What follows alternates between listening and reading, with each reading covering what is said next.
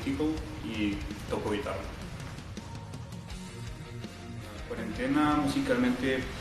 a mi grupo, por ejemplo, afectó, no pudimos ensayar mucho, pero personalmente pude avanzar en algunos proyectos que tenía, ya que al estar en casa un poco en el encierro, vino un poco de inspiración.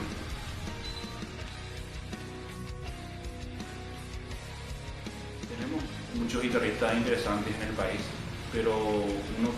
con el que me gustaría hacer una colaboración es Rolando Chaparro, por lo que representa para la guitarra y el rock nacional.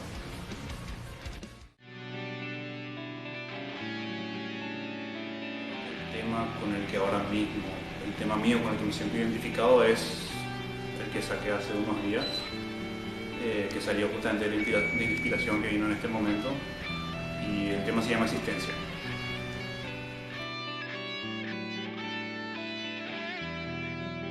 Últimamente estoy trabajando en dos cosas musicalmente, que es una es mi proyecto que se llama Burning for Size, y el otro es mi proyecto personal que hace unos cuantos años estoy trabajando, que es la idea de un álbum que se llama Cosas de la Vida, que es un álbum de músicas instrumentales, mayoría en guitarra 100%.